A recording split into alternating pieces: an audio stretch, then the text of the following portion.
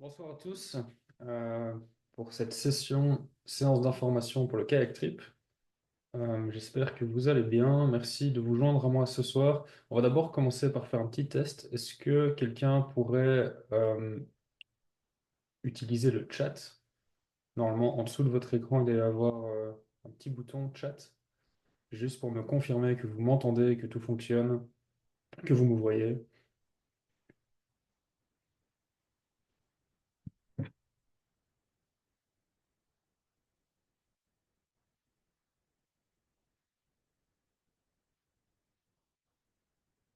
Donc, normalement, sous votre écran, un petit bouton chat. Il y a également un bouton Q&R qui vous permet de poser vos questions de manière à ce qu'elles soient enregistrées et que je puisse y revenir par la suite. Dans un premier temps, on va pouvoir tester peut-être juste le chat. Voilà, donc si quelqu'un pouvait juste laisser un petit message pour me confirmer que le son fonctionne. Super, merci Marvin. Voilà, on va commencer. J'ai préparé une petite présentation pour vous ce soir. Euh, Normalement, les questions-réponses viennent à la fin, mais j'aime autant que ce soit un minimum interactif. Sinon, je me sens un petit peu seul ici de ce côté de l'écran. Donc, n'hésitez pas à poser vos questions au fur et à mesure et j'y répondrai au fur et à mesure de la présentation. Je vais partager mon écran pour la présentation.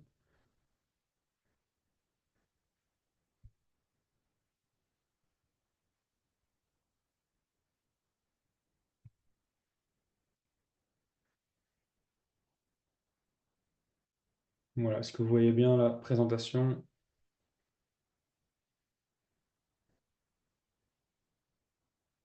Super.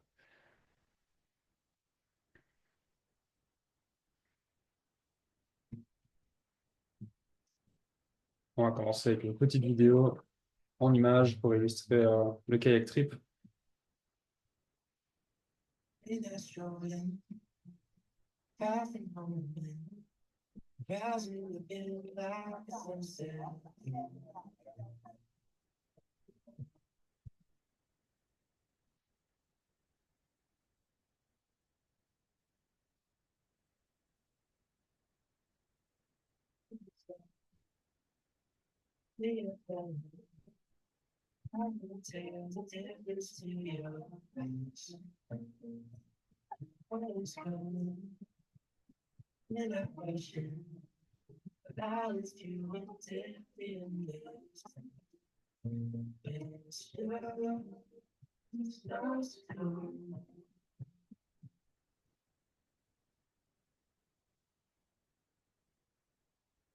Voilà, donc c'était la petite vidéo d'introduction.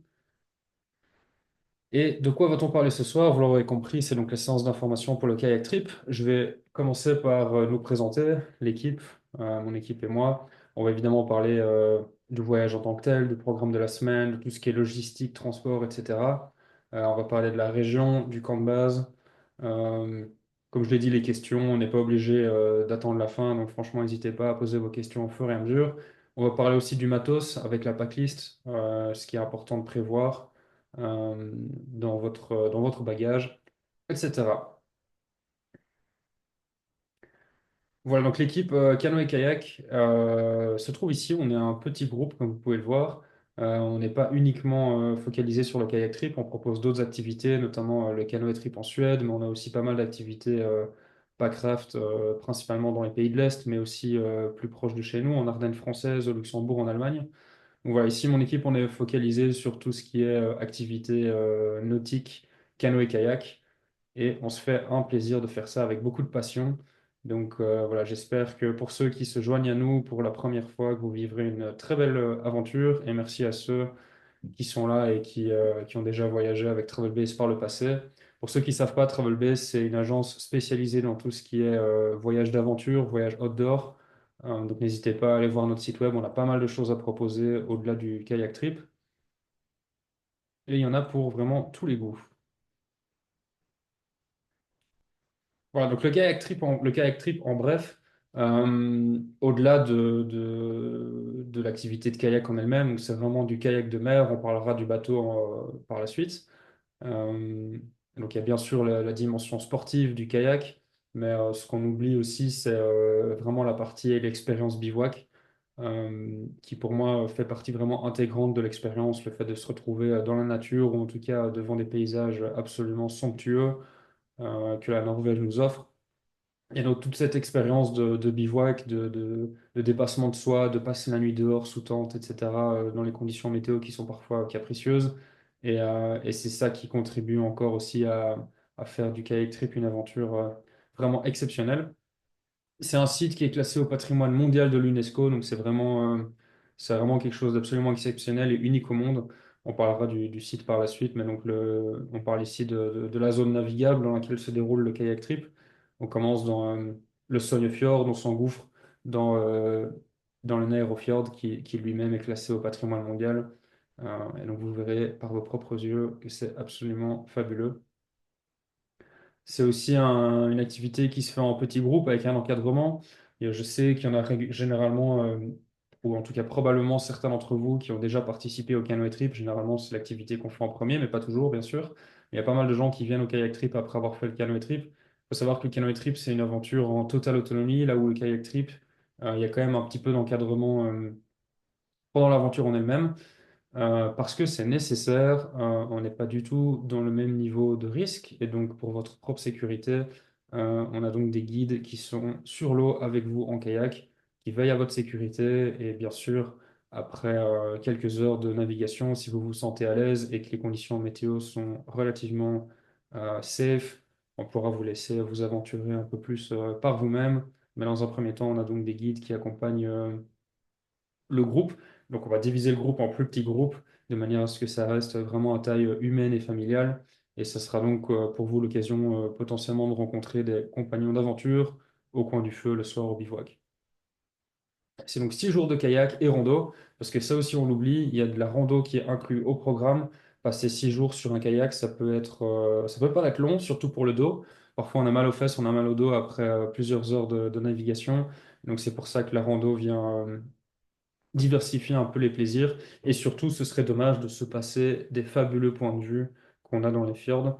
Ça permet de les contempler d'en haut. Et donc voilà, mais il faut savoir que c'est toujours optionnel.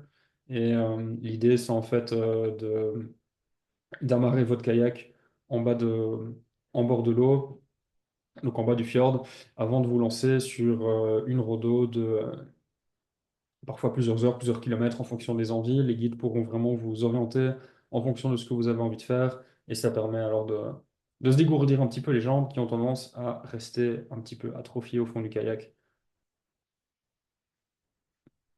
Donc voilà pour le concept. Au niveau de la formule, ce qui est inclus, bien entendu le kayak, la pagaie, mais également tout ce qui est matériel de sécurité avec le gilet de flottaison. On passe aussi quelques petits détails, mais vous aurez aussi les éponges, une pompe pour récoper l'eau qui est dans le bateau, etc. Mais tout ça, c'est vraiment pas hyper important pour l'instant. Sachez que vous avez en tout cas tout le matériel nécessaire pour naviguer. Vous avez aussi une jupe. On peut voir ici notre ami est équipé d'une jupe qui permet d'éviter que la pluie ou l'eau qui dégouline des pagaies tombe dans l'habitacle ou en tout cas dans l'intérieur du bateau. Et voilà. On a aussi 2 nuits au camp de base. On reviendra sur le camp de base par la suite, mais grosso modo, c'est le point de départ et d'arrivée de cette aventure. C'est là que vous pourrez bénéficier de confort un petit peu moins rudimentaire que ce que vous aurez dans les bivouacs autour du fjord. Vous aurez notamment l'accès à des sanitaires, douches, etc. Alors, on a aussi inclus 5 nuits dans les fjords. Là, c'est vraiment du bivouac, c'est-à-dire que c'est vraiment vous, votre tente, un petit feu, des toilettes sèches et c'est tout. Et, euh, et voilà, donc ça fait partie vraiment, bien sûr, comme je l'ai dit au début, ça fait partie de l'aventure. Et donc là, c'est un confort un peu plus rudimentaire, mais ça fait partie du plaisir. Et donc en fait, ça se présente comment? Ce sont des berges relativement planes qui se trouvent par endroits au cœur des fjords. Vous verrez en fait que c'est pas si facile de trouver des endroits où camper dans les fjords. On pourrait croire qu'en Norvège, on peut planter sa tente n'importe où. Oui, c'est vrai, mais ça ne veut pas dire que c'est évident de la planter sur une falaise. Et donc, en fait, ici, nous, on s'organise avec des propriétaires, des fermiers, des agriculteurs, des éleveurs de moutons, etc., pour bénéficier ou en tout cas utiliser une petite partie de leur terrain euh, qui est mise à votre disposition avec toilettes sèches et espace sécurisé pour faire le feu. Et ça, c'est donc bien entendu également inclus dans l'activité. Tout ce qui est itinéraire et carte, la carte elle est digitale, on ne fait pas une carte papier au kayak trip parce que c'est vraiment pas pratique d'aller la déplier, etc., de la replier, vous allez la tremper et voilà. Par contre, on a donc une carte digitale qui est inclue dans l'app. On reviendra sur l'app par la suite. Et c'est là que vous trouverez toutes les infos pratiques. Tout ce que je dis aujourd'hui sera aussi inclus dans l'app. Donc franchement, il ne faut pas nécessairement prendre des notes. On est plutôt là, bien sûr, pour faire une petite intro et pour que je puisse répondre à vos questions. L'encadrement en français, donc sur place, comme je dis, il y aura des guides. Ce seront des guides qui seront francophones pour vous accueillir, des guides de kayak professionnels et expérimentés. Et comme je dis, donc, l'app interactive avec toutes les infos utiles. Ce qui n'est pas inclus et qui est proposé en option. Donc, on propose, nous, en option, des vols aller-retour au départ de Bruxelles. Alors, bien sûr, si vous n'habitez pas dans le nord de la France ou en Belgique, ça va peut-être pas vous arranger. On vous invite alors à réserver vos propres vols vers l'aéroport de Bergen, en Norvège. Bergen, donc le code IATA, c'est BGO, en vous assurant bien que le vol que vous réservez est compatible avec l'horaire de la navette que nous organisons. La navette donc, est aussi également proposée en option. Sachez que la navette est inclue dans la formule des vols aller-retour. Donc si vous réservez les vols chez nous, les vols depuis Bruxelles, vous bénéficiez de la navette, c'est inclus dans le package des vols. Donc tenez ça en compte, gardez ça en tête quand vous réfléchissez à comment vous allez vous rendre sur place. Une autre alternative, c'est bien sûr d'éviter l'avion, de vous rendre sur place en voiture ou en train et puis en voiture. Malheureusement, le camp de base, il n'est pas accessible en transport en commun. Donc, ce que vous pourriez éventuellement faire, c'est rejoindre Bergen. C'est pour ceux qui sont amateurs de train ou ceux qui font un voyage plus long dans la région des pays du Nord, en Scandinavie. C'est tout à fait possible de nous rejoindre à Bergen et puis d'aller à l'aéroport de Bergen pour monter dans la navette qui fait un trajet direct vers le camp de base. Donc la navette ne part pas du centre de Bergen, la navette part de l'aéroport, donc ça c'est important. Je sais que chaque année, il y en a qui le demandent, qui préfèrent éviter l'avion pour veiller à minimiser leur impact carbone, leur empreinte carbone, et donc sachez que c'est une possibilité, et la navette part donc de l'aéroport. 95 € en option l'aller-retour. L'horaire est disponible sur notre site web, donc n'hésitez pas à consulter ça pour vous assurer de bien réserver les vols compatibles pour ceux qui nous rejoignent en avion. Le bagage en soute, donc pour ceux qui souhaitent enregistrer un bagage, c'est 55 euros. Euh, on propose également du matériel de camping en option. Donc pour ceux qui n'ont pas le matos adapté, on reparlera du matos par la suite. Mais donc n'allez pas vous acheter une tente de trek 4 saisons à 500 euros si vous faites rarement ce type d'activité. Maintenant, si vous êtes déjà équipé, bien sûr, prenez votre propre matériel. Euh, et éventuellement un bagage enregistré. Généralement, c'est ce qu'il faut faire quand on prend tout son matériel de bivouac. Ça devient difficile de tout mettre dans un carry-on en cabine dans l'avion. On propose aussi un panier repas. Désolé, j'ai oublié de changer la photo. Ça, c'est la photo du canoë trip. Donc, c'est pas ça le panier repas. J'étais en train de faire la présentation cet après-midi sur base de celle du canoë trip. Mais donc, le panier repas est un petit peu moins garni parce qu'on n'a pas le luxe d'avoir autant de place que sur un canoë quand on est en kayak de mer. Et donc la formule repas du kayak trip est un petit peu plus minimaliste avec principalement des sachets de nourriture lyophilisée euh, et un petit barbecue d'accueil en fin de semaine qui est aussi inclus une fois qu'on est de retour au camp de base. Et donc voilà, vous devrez prévoir par vous-même des snacks. Moi, je conseille toujours des barres protéinées, peut-être des petites compotes, toutes les choses qui vont vous faire plaisir tout au long de l'aventure, parce que sachez que nous, on va fournir uniquement les repas principaux. Donc les sachets de nourriture lyophilisée, c'est vraiment l'idéal pour un séjour d'une semaine comme ça en extérieur et en kayak, avec un espace de stockage très limité. Sachez que pendant la semaine, il sera éventuellement possible de manger une pizza ou de trouver une petite supérette si vous décidez de faire la longue boucle qui passe par Flom. On y reviendra également. Mais voilà, au moins avec le panier aventure, vous avez un repas. J'ai une question qui rentre. Alors, est-ce qu'il y a une option VG tout de même pour le barbecue? Oui, bien sûr. Donc, le panier repas, on a une alternative VG, malheureusement pas vegan, donc je dis bien VG. C'est pas vegan parce que parfois il peut y avoir des œufs dans les lyophilisés, il peut y avoir du lait en poudre. Donc malheureusement, on n'a pas encore la possibilité de vous proposer du vegan, mais on propose du végé.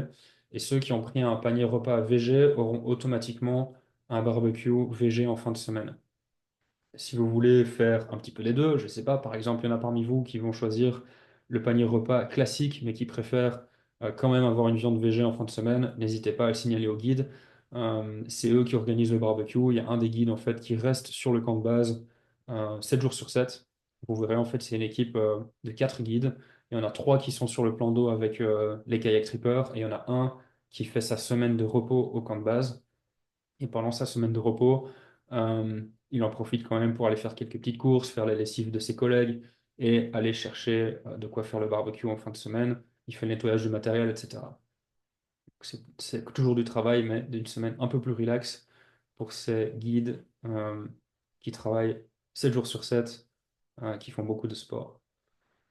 On propose aussi des assurances. Donc, on a une assurance annulation et une assurance rapatriement. C'est une garantie annulation. Donc, c'est pour ceux et celles qui préfèrent se protéger des éventuels aléas de la vie.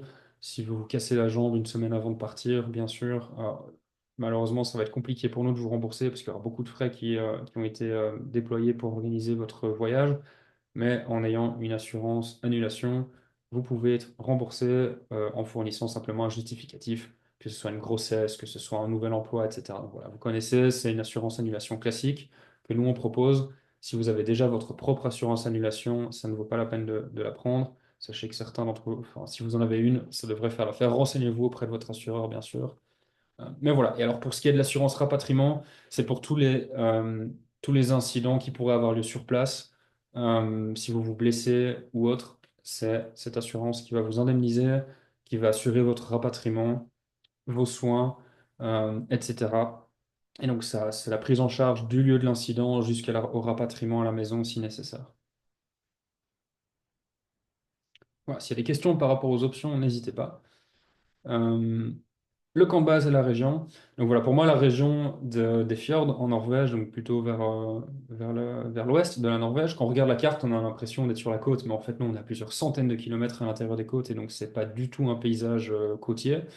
Euh, mais quand même, c'est voilà, quelques images. Je pense que vous avez déjà regardé un petit peu les photos sur notre site web ou sur nos réseaux sociaux. Mais voilà, des cascades, des cascades, des cascades, il y aura des cascades absolument partout. C'est d'ailleurs comme ça que vous allez vous fournir en eau potable pour remplir vos gourdes, parce que l'eau des fjords n'est pas de l'eau douce, c'est de l'eau salée. En tout cas, c'est un mélange d'eau douce et d'eau salée, donc il y a toujours de l'eau salée, c'est pas de l'eau qui est consommable. Et donc, pour l'eau potable, ce sera soit à la cascade, soit en allant vous ravitailler dans des éventuels petits commerces que vous pourrez trouver dans certains villages. Et globalement, voilà, ça fera partie vraiment intégrante de l'aventure. C'est de l'eau de source ou de l'eau de neige. Et voilà. Ici, la photo, c'est le village de Fresvik. C'est un tout petit village de à peine quelques centaines d'habitants. C'est là qu'on a installé notre camp de base et c'est là donc que débutera votre aventure. C'est vraiment au milieu de nulle part avec une seule petite route pour y accéder. Ouais, ici, je vais peut-être vous montrer. J'aime toujours bien. euh, on va arrêter le plein écran. J'aime toujours bien montrer un peu plus en détail parce que je sais que ça vous intéresse. Mais donc là où j'ai mis le cœur, c'est donc Fresvik. Vous voyez, on est dans le sud de la Norvège. Vous allez prendre un vol vers Bergen. La navette va venir vous récupérer et elle va suivre la route vers Voss avant de monter vers le nord, passer le col. Ici, c'est les lacets. Si vous avez le mal des transports, je vous conseille de prévoir un petit médicament parce qu'ici, c'est vraiment les petites routes sinueuses pour passer le col et redescendre euh, dans la vallée. C'est là que vous allez voir le Sognefjord, un des plus grands de Norvège, un des plus grands du monde. Je me demande si c'est pas le plus profond d'ailleurs en Norvège, le Sognefjord. Plusieurs kilomètres de large. On a du mal à s'imaginer comme ça, mais vous voyez mon échelle ici en bas à droite, 2 kilomètres. Donc on a bien 5 kilomètres de large à cet endroit-ci. Et donc la navette va longer après la côte pour vous amener à Fresvik, tout petit village, principalement habité par des fermiers qui élèvent des moutons euh, et qui cultivent des baies, des framboises, etc. Donc voilà. Le camp de base en lui-même, il est ici. Donc, on a un petit terrain de foot municipal dans ce petit village, ce charmant petit village. Donc, en fait, vous allez passer la première nuit sur la prairie à côté et vous allez pouvoir profiter des installations, des sanitaires en fait du club de sport, avec des vestiaires, des douches. Il y a même un sauna, si je dis pas de bêtises. Et donc, c'est là que vous serez accueillis, qu'il y aura le briefing avec les rangers, les guides, pardon, etc. Le lendemain matin, vous allez descendre à pied et vous allez rejoindre la petite place du village en dessous de l'église. C'est là qu'il y a une petite supérette. Ne comptez pas trop dessus, c'est vraiment très limité comme choix. C'est un petit supermarché de dépannage. Google connaît les horaires, donc si vous voulez savoir si ce sera ouvert le jour où vous arrivez, vous avez toutes les infos sur Google Maps. Et donc voilà, sachez qu'il y a un petit supermarché euh, en cas de besoin. Et donc c'est ici que vous allez rejoindre par la suite. Vous allez longer le fjord et ici, une de ces petites maisons là sur le côté, c'est en fait notre boathouse. C'est un petit garage avec tous les kayaks et vous allez récupérer votre kayak, le mettre à l'eau et faire votre initiation ici dans la petite zone qui est protégée. Ça va vous permettre de vous faire la main, d'écouter les conseils des guides, de vous habituer à la navigation avant de vous aventurer dans le Sognefjord et de vous engouffrer après dans l'Orlandfjord et dans le Nærøyfjord. Donc, en fait, l'Orlandfjord, c'est le côté est. Euh, il porte le nom ici du village, Orlandsvangen. Et à gauche, c'est le fameux Nærøyfjord. Voilà pour les infos géographiques. On va revenir sur la présentation ici.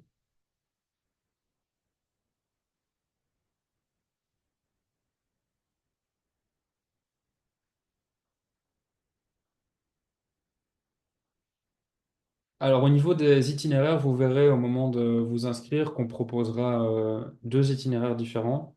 Une boucle un petit peu plus courte, mais qui pourrait vous permettre de bénéficier, ou en tout cas de profiter un peu plus longtemps, de faire plus de rando. C'est une boucle de 65 kilomètres et une boucle un peu plus longue, qui fait 80 kilomètres et qui vous fait descendre jusqu'à Flom. C'est écrit Flamme, mais en fait c'est un A avec une petite bulle au-dessus. Je pense que ça n'a pas été pris en compte ici dans la police d'écriture. Et donc en norvégien, on prononce bien Flom.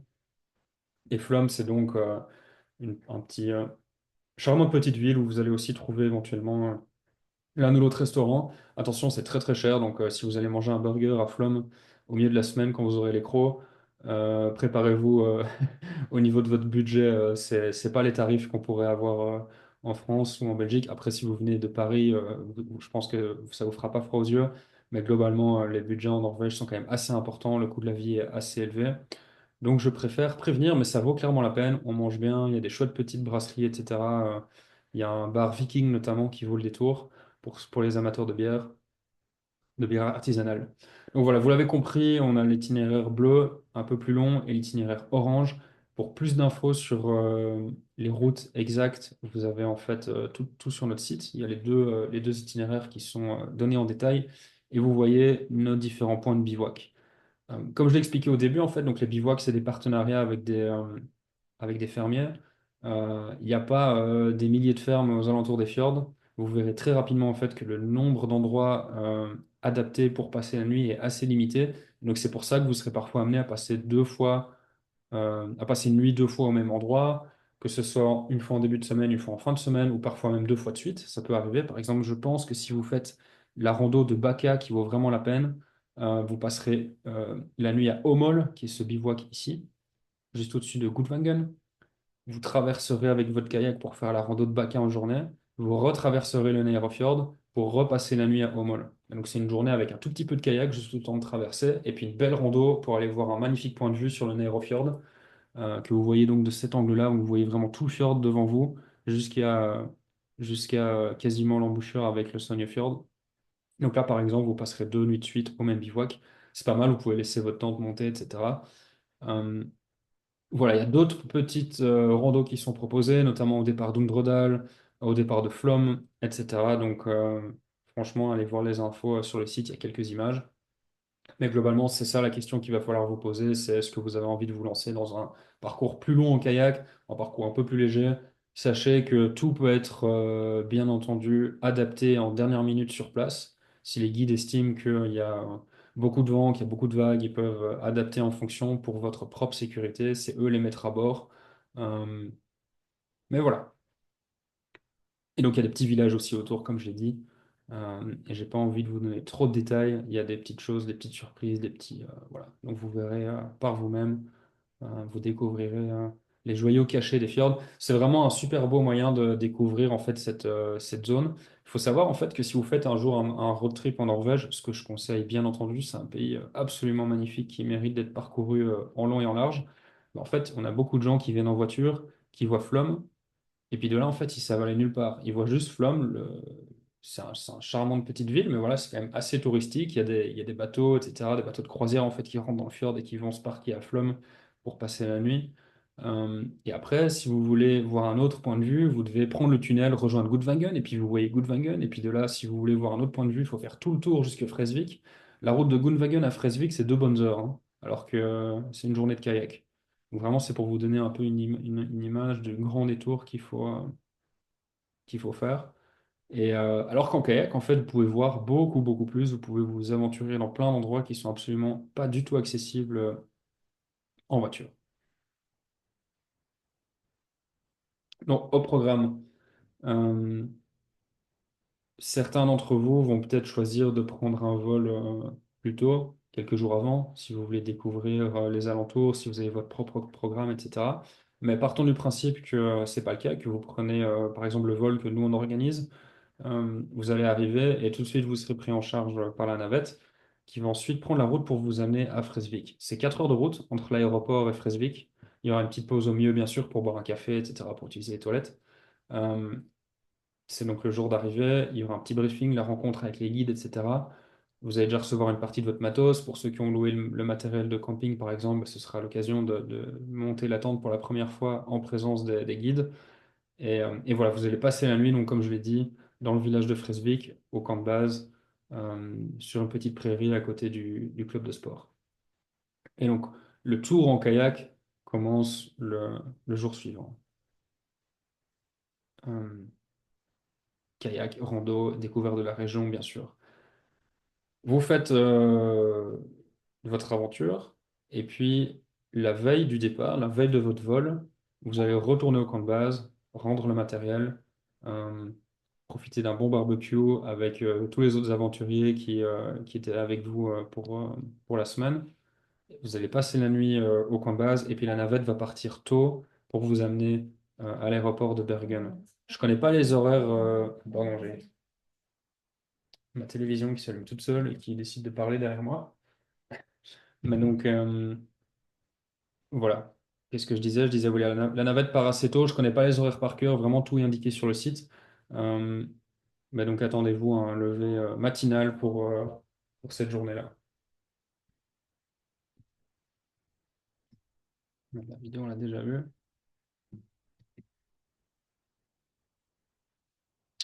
Voilà, donc ici, j'ai voulu insérer une vidéo. J'ai pas réussi, donc je vais juste quitter la présentation pour vous le montrer.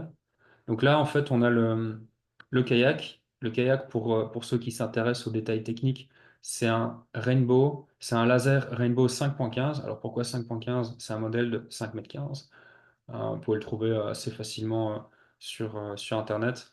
Donc 5,15 m de long et en largeur 59 cm. Donc pour ceux qui ont fait le canoë trip, comme je l'ai dit au début, je sais qu'il y en a souvent parmi vous, on n'est pas du tout sur le même type de bateau. Un canoë, c'est beaucoup, beaucoup plus large, beaucoup plus stable et c'est ouvert. Alors que le kayak, il est vraiment fermé avec différents compartiments.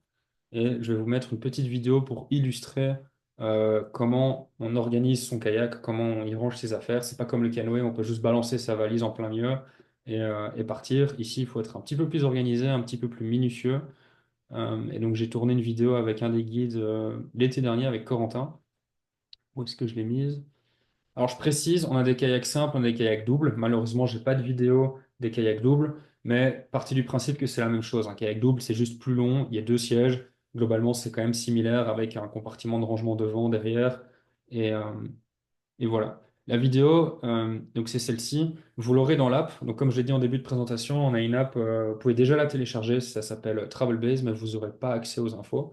Les infos, vous y aurez accès qu'au moment où vous aurez une réservation active et que la compte sera réglée. Et dès que tout ça sera OK, vous aurez accès à plein d'infos, la carte, les itinéraires et tout, et un lien vers la vidéo. Je vais pas tout mettre parce qu'il fait quand même 12 minutes, mais c'est juste, on va passer quelques petits moments comme ça, pour vous Salut déjà tout le vous monde, maintenant vous Thomas donner une d'équipe idée. Kayak Club, ici en Norvège, sur le camp de base à Fresvik, et avec notre ami Corentin, qui Donc vous reconnaissez ici, on est devant le petit club de sport, bien sûr, hein, qui est privatisé pour vous. Euh, sera votre guide pour les 3 bon. premières semaines de la saison. Salut les gars! Et on va vous montrer comment charger le kayak avec toutes les affaires de Corentin. À tout de suite.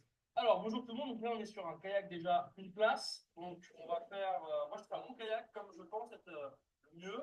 Mais après, voilà, c'est à tester. Puis on verra sur place pour vous s'il y a des choses à améliorer. Déjà, la première chose, il y a deux compartiments. Il y en a un gros devant, ici, c'est ferme, hein, c'est étanche. Et un autre ici derrière, où c'est vraiment conséquent. Et un plus petit pour les petites affaires qu'on peut récupérer comme on veut. La première chose, déjà, c'est déballer sa tente. Donc là, elle est ici. Et Je vous montre que le début de la vidéo parce que je trouve que c'est vraiment la partie la plus intéressante. On voit tout son bordel à côté de son kayak et on se dit mais ça va jamais rentrer. Et vous verrez, si vous regardez la vidéo en entier, tout rentre. Et Corentin, il a même encore un petit peu de marge. Alors, ça ne veut pas dire qu'il faut venir avec votre grosse valise de 32 kilos en disant au guide à votre arrivée sur place, ouais, mais Thomas a dit tout rentre. Non, non, il faut voyager léger. Tenez-vous scrupuleusement à ce qui est noté sur la packlist. Si vous respectez les infos qu'il y a dans la packlist, vous ne serez pas en surpoids. Et dans le pire des cas, si ça ne rentre pas, vous pouvez laisser des choses moins essentielles au camp de base, bien sûr. Mais, euh, mais voilà, tout rentre. Et en fait, quelque chose qui paraît en tout cas qui n'est pas intuitif, c'est qu'on démonte tout. Donc ici, Corentin, il défait sa tente, il sort les piquets, il sort tout et il rentre vraiment jusqu'au nez du kayak. On va le voir ici en image. c'est important, les sardines et les arceaux, c'est de les prendre. La tente, c'est donc une MSR Elixir. Donc là, c'est une deux personnes. Ouais, c'est une tente de deux personnes. Là. Donc, le top, c'est de vraiment aller chercher, en fait, tout au fond. Tiens, en fait, mettre toutes ces affaires. Qu'elles soient humides, c'est pas très grave, la tente. Ça sera, va nous protéger. Donc, si elle est un petit peu humide, c'est pas bien grave. Mais vu que le compartiment est étanche, ça sera tout. Donc là, en fait, tu déballes toute la tente pour optimiser un maximum l'espace de stockage dans le kayak. Comme un paquet de cadeaux à Noël. Voilà. Et vraiment, on peut optimiser, on peut tasser, c'est très léger. Et vraiment, la tente, elle est là, quoi. Ouais. Là, le matelas, donc il me reste devant, pour le couchage, il me reste le matelas. Donc pareil, je le laisse emballer, moi. Puis, on a la place. Là, faut réfléchir, pour bien le caler. Il y a toutes les solutions. Moi, j'aime bien mon petit oreiller, sinon j'arrive pas bien à dormir. Donc, je prends mon oreiller. Pareil, on peut le caler à fond. J'ai un drap aussi de soie en plus pour mettre dans le duvet. Et là, on arrive à la partie un peu technique. Donc, c'est le duvet. Donc, ils sont gros parce qu'ils sont hyper confort pour au moins minimum. Vous voyez là, il sort un duvet, un sac de couchage qui est assez imposant. Donc nous, on fournira des sacs de couchage pour ceux qui prennent l'option matériel de camping. C'est vraiment du gros matos, très confortable. Ça ne veut pas dire que c'est indispensable, bien sûr. Vous verrez dans la packlist, les détails techniques sont notés. Prévoyez de toute façon un sac de couchage duvet 0 degré en termes de température de confort, parce que les températures la nuit peuvent descendre. Et en fait, c'est une question qui revient souvent, donc c'est pour ça que je vais montrer ce passage-là. Comment faire pour s'assurer que mon sac de couchage n'est pas mouillé pendant la semaine, pendant que je suis sur mon kayak. Donc déjà, il faut savoir que le compartiment à l'avant, euh, il est imperméable, mais c'est pas non plus infaillible. Donc c'est pas impossible que de l'eau s'infiltre un petit peu. Euh, Si vous avez les pieds mouillés au moment où vous rentrez dans votre kayak, ben, le compartiment des pieds il communique avec le nez du kayak, donc il peut y avoir de l'eau qui ruisselle vers l'avant, etc. Sachez que c'est pas infaillible, même si les capuchons permettent vraiment à ce que de l'eau rentre pas. Quand même, on va vous demander de prévoir quelques petits sacs étanches pour les affaires essentielles, pour toujours vous assurer que vous aurez une tenue sèche pour la nuit, par exemple. Et alors pour votre sac de couchage, nous, on utilise toujours la technique du sac poubelle. Et donc je vais montrer peut-être un peu en accéléré parce qu'il va mettre des plombes à le faire. Ça prend un peu de temps, mais ça vaut la peine de le faire. Donc il prend un sac poubelle et vous voyez qu'il met son sac poubelle dans la housse du duvet. Et après, il va bourrer son duvet dans le sac poubelle. Et ça, c'est vraiment une technique de kayaker. Et puis ça rentre. Et voilà. Et donc en fait, il a la housse en rando. d'origine et à l'intérieur de la housse d'origine, il y a un sac poubelle. Il l'a fait un nœud dedans. Et là, voilà, il est parti avec un sac de couchage qui sera et qui restera sec, quoi qu'il arrive, pendant sa journée. Voilà, petite astuce que les guides vous montreront à votre arrivée. Comme j'ai dit, je ne vais pas mettre toute la vidéo. C'est juste pour vous donner un petit peu une idée. Vous voyez qu'il a plein d'affaires encore au-dessus de lui, etc. Et on va juste montrer un bref passage quand il charge l'arrière. Vous aurez accès à toute la vidéo, bien sûr, hein. Non. Ah ouais, ok, donc. Voilà, vous voyez que tout est bien pensé dans ces kayaks. Il y a un élastique pour tenir la gourde entre les jambes, etc. Il y a un filet à l'avant pour mettre votre éponge ou votre écope si jamais vous devez sortir de l'eau. Je veux dire, sortir de l'eau qui serait rentrée dans votre kayak, par exemple. Si vous tombez du kayak et qu'il faut remonter à bord, ben, il y aura fatalement de l'eau dedans, donc on va écoper pour sortir l'eau, etc. Donc je le répète, la vidéo sera dispo dans l'app, donc pas d'inquiétude, c'est vraiment juste ici aujourd'hui pour vous donner une idée. Et on voit à la fin, il ferme le couvercle et il y a encore de la place sans trop de soucis.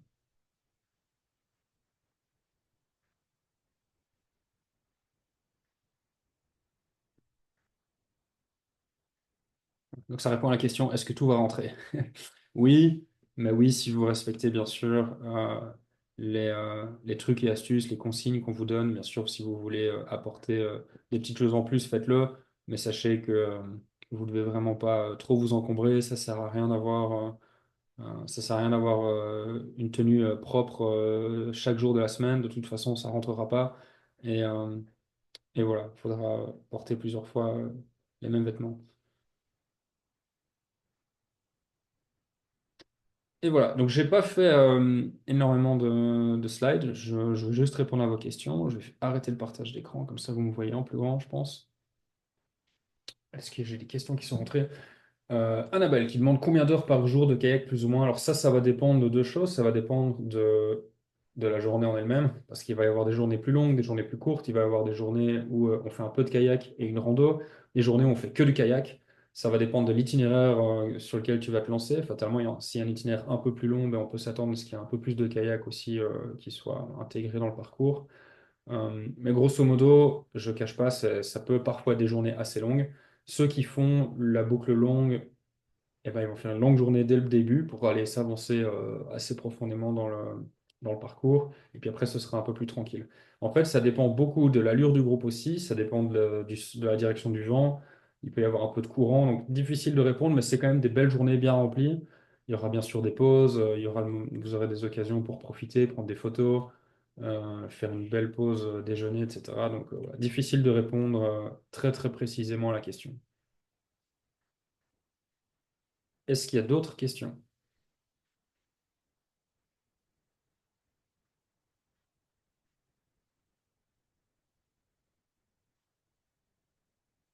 J'ai pas parlé du matériel.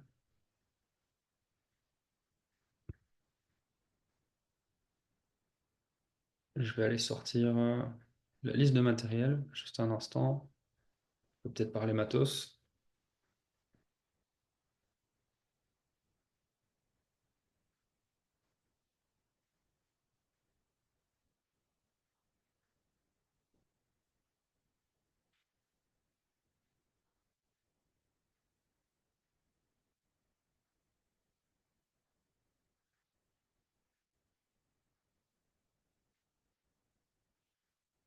Voilà, donc la liste de matériel, c'est un PDF qu'on a réalisé, qui est disponible sur le site web normalement. Si pas, n'hésitez pas à m'envoyer un petit mail pour qu'on vous l'envoie et qu'on s'assure qu'elle soit dispo sur le site. Mais normalement, elle y est dès maintenant. Euh, et voilà, donc c'est vraiment une liste. Qu'est-ce qu'on a? On a les chaussures. Pourquoi on demande des chaussures de marche? Ben, parce que vous allez quand même vous lancer sur des randos. C'est des randos avec beaucoup de dénivelé. Vous n'êtes pas obligé d'aller jusqu'en haut du fjord. Ce sera à chaque fois un aller-retour. Donc vous pouvez très bien vous dire, bah non, moi je monte que 500 mètres et puis je redescends, ça me suffit. Ce qui est quand même cool, c'est d'aller jusqu'en haut, bien sûr. Mais donc voilà, ce sera à vous de voir en fonction de la fatigue, de vos envies, peut-être de la météo, etc. Euh, mais donc des bonnes chaussures pour marcher, ça ne veut pas dire que vous devez avoir des grandes chaussures de trek. Pour faire l'Himalaya. Donc voilà, si vous avez des bonnes chaussures de marche qui sont bien fermées, ça fait l'affaire. Euh, parce que les grosses bottines, bien sûr, ça prend la place sur le kayak. Voilà, si vous êtes plutôt adepte de bottines, prenez vos bottines. Je recommande toujours, surtout si vous n'avez pas beaucoup l'habitude, si vous n'avez pas une musculature très développée au niveau de vos chevilles. C'est souvent ça qu'on sous-estime. Ceux qui font pas beaucoup de rando, eh ben, ils se blessent les chevilles parce qu'elles sont en fait pas assez musclées que pour tenir les chocs et les éventuels glissements de cailloux. Voilà, chaussures d'eau. euh, c'est un petit peu. Chacun a ses préférences. Il y en a qui viennent avec des Tyvek fermés, type sandales. Bon, moi, je préfère avoir des baskets de sport que je mouille. Et tant pis, je sais qu'elles sont mouillées pour toute la semaine. Moi, voilà, je suis un grand amateur de kayak, de canoë, de rafting, de packraft. À chaque fois, je prends des chaussures, simplement des baskets. Et c'est mes baskets de navigation. Et voilà, c'est fermé, c'est une bonne semelle. Je peux marcher dans la caillasse avec sans aucun problème. Les petits chaussons, j'aime pas trop parce que la semelle est fine. Parfois, euh, j'aime pas trop avoir des cailloux sous la plante des pieds et tout. Donc voilà, c'est ma préférence. Bien sûr, chacun fait comme il veut. Le truc qui est top, c'est les baskets qui sèchent rapidement, type chaussures de voile. Donc vous pouvez très bien aller chez Decathlon et vous acheter une paire de chaussures de voile. Ça coûte pas très cher. Ça a l'avantage de sécher très rapidement et ce sera parfait en fait pour faire du kayak. Voilà, moi c'est ce que j'utilise perso, les chaussures de voile de chez Decathlon. Vêtements de natation, bon, plutôt maillot pour vous baigner.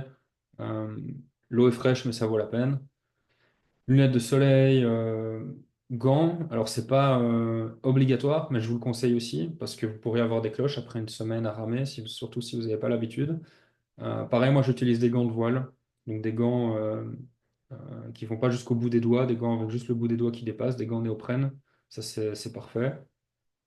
La veste, par contre, là, c'est vraiment hyper important d'être très bien équipé. Donc, il faut vraiment une veste imperméable qui va vous protéger de la pluie. Et en fait, ce qu'on fait, on met la jupe. Donc la jupe, je l'ai expliqué au début, c'est ce qui vient empêcher la pluie et l'eau de rentrer dans le kayak. On fixe la jupe autour de l'habitacle pour fermer le bateau et la jupe, elle vient se mettre en fait comme une salopette. Donc vous passez les bras dedans, c'est deux sangles de salopette qui viennent et la jupe ne devient imperméable qu'à hauteur, disons, du nombril. Et donc, par-dessus la jupe, on met la veste. Et donc, la pluie tombe sur votre capuche, sur vos épaules. Ça ruisselle sur la jupe et puis ça sort du bateau. Et il n'y a rien qui rentre. Et puis, par-dessus la veste, on met bien sûr le gilet de sauvetage, le gilet de flottaison. Donc, une bonne veste, ça, c'est quand même assez important. Euh, donc voilà. Et puis après, un bon pull pour le soir. euh, Pantalon imperméable, à vous de voir. Ça peut être utile. Moi, je trouve que c'est pas 100% indispensable, mais voilà. Un pantalon de sport pour faire tout ce qui est rando. Et voilà. Donc je ne vais pas tout lire. Vous voyez, c'est assez clair. Je pense que c'est plutôt bien expliqué. Alors une tente compacte 3 saisons, ça veut dire quoi? Ça veut dire ne venez pas avec une tente type pop-up, Decathlon, tente 2 secondes. Les tentes de festival, là, ça marche bien pour aller en festival ou pour faire notamment le canoë trip. C'est celle qu'on propose en Suède. Parce que là, il n'y a pas de contrainte d'espace. Mais vous avez vu là, Corentin, quand il rentre sa tente, il la rentre vraiment au fond du nez du kayak. Donc prévoyez une tente type tente de trek. Celles de Decat font tout à fait l'affaire. Sinon, nous, on en propose à la location. Nous, on propose du matériel ici vraiment haut de gamme. C'est du MSR, Elixir, pour ceux qui aiment bien les données techniques exactes. Donc des MSR Elixir, c'est ce qu'on propose à la location. Et elles sont assez grandes, donc si vous êtes deux, vous avez la place d'être à deux dans la tente et avoir vos affaires protégées de la pluie sous les petits auvents qu'il y a sur le côté de la tente. Salle de couchage, duvet 0 degré, hyper important. Un bon matelas, ne sous-estimez pas l'importance d'un matelas. Donc souvent on pense que tout ce qui compte c'est le salle de couchage. Bah non, en fait, si on a un mauvais matelas, on peut avoir froid parce que le froid rentre par le sol. Euh, et en fait, quand on dort sur son salle de couchage, le duvet est compacté et il n'a plus la même valeur isolante. Et donc c'est là qu'un bon matelas est important. Matériel pour cuisiner, donc tout ce qui est couvert, vaisselle, de réutilisable, gamelle et tout. Tout ça, c'est très clair.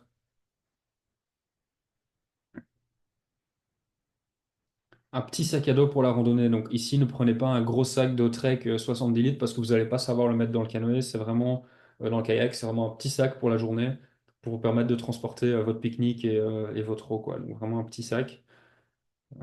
Des sacs étanches, 10 à 30 litres. Ça sert à rien d'avoir un sac étanche de 100 litres parce que pareil, on ne rentre jamais un gros sac dans le kayak.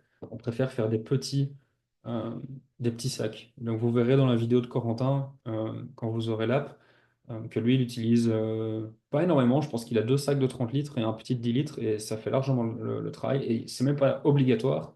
Un sac poubelle, ça fonctionne aussi. Donc voilà, on vous demande surtout de ne pas aller investir 1000 euros de matériel si vous ne le réutilisez pas par la suite. C'est vraiment pas nécessaire. C'est des petits plus, mais voilà. Tant que vous avez un sac, au moins un, pour garder une tenue au sec pour la nuit et être sûr d'avoir toujours des vêtements, des vêtements secs, c'est parfait. Parce que voilà, la météo en Norvège peut être capricieuse. Si vous avez de la chance, vous avez du soleil toute la semaine. Si vous avez moins de chance, il peut y avoir de la pluie. Et c'est là que c'est important d'être bien équipé et surtout d'avoir utilisé son équipement correctement. Parce qu'on peut avoir du matériel pro. Si on l'utilise mal et qu'on utilise mal les layers, qu'on laisse le matériel mouillé, qu'on ne le fait pas sécher, etc., bah, au final, le matériel pro, il ne fera pas le taf non plus. Donc c'est plus important euh, d'être précis dans l'utilisation du matériel. Une lampe frontale ou une lampe de poche, je préfère clairement la lampe frontale dans tout ce qui est bivouac. Comme ça, on a les deux mains libres pour monter la tente et autres. Il fera pas noir en été en Norvège, mais quand même, c'est important d'avoir une petite frontale. Les petits extras, ça c'est la petite astuce qui peut faire plaisir. Un petit coussin pour la nuit ou pour mettre sous vos fesses dans le kayak. Et voilà. Des électrolytes pour vous hydrater et les snacks, ça c'est important. Donc quelques barres de céréales, des cacahuètes, tous ces trucs-là, c'est les fruits secs, c'est vraiment des grands apports en protéines, en calories, etc. Ça va vraiment vous permettre de tenir un rythme de sport soutenu pour toute la semaine. Les articles de toilette, prenez bien des produits biodégradables, s'il vous plaît, parce que si vous utilisez du shampoing, par exemple, pour vous laver dans le fjord, c'est important que le shampoing soit biodégradable. Je vous demande juste 30 secondes parce que j'ai une livraison. J'arrive.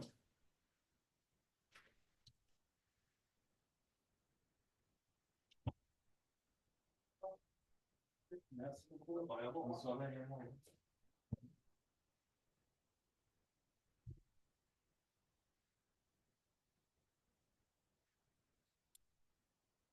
Voilà.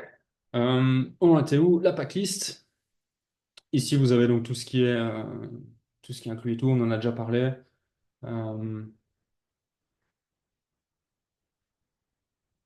Voilà, donc tout ça, le petit document, il est dispo sur le site. N'hésitez pas à aller voir. Euh, L'application, encore une fois, on le rappelle. Et voilà. Est-ce qu'il y a des questions? J'ai pas beaucoup de questions ce soir. Une question qui est rentrée. Est-ce que je peux apporter mon matériel de pêche? Ma pratique du kayak est quasi exclusivement liée à la pêche jusqu'ici. Alors oui, pas de souci. Euh, moi, je ne suis pas un grand expert en pêche dans les fjords. J'ai plutôt de l'expérience de pêche au carnassier en Suède notamment pour aller chercher du brochet, de la perche, etc. Et donc j'ai vu pas mal de gens emporter leur canne à pêche. Et en fait, ce qu'ils font souvent, ben, voilà, ils la mettent sous le filet sur le kayak. Idéalement, une canne à pêche télescopique pour pouvoir manœuvrer plus efficacement quand on est dans les conditions météo plus difficiles. Mais donc, pas de souci pour ça. Je t'invite juste bien vérifier que tu la transportes correctement dans l'avion, par exemple, si tu prends l'avion, etc. Donc voilà, moi j'invite toujours les gens à prévoir un étui pour leur canne à pêche pour éviter qu'elle soit abîmée pendant le voyage. Mais donc pas de souci pour pêcher sur place. Et les guides pourront peut-être donner plus d'infos sur comment tout ça se déroule. Je pense qu'il y a un petit permis à prendre, mais ça se réserve en ligne. Et, c'est quelques euros pour la semaine. Donc voilà. Est-ce qu'on a d'autres questions?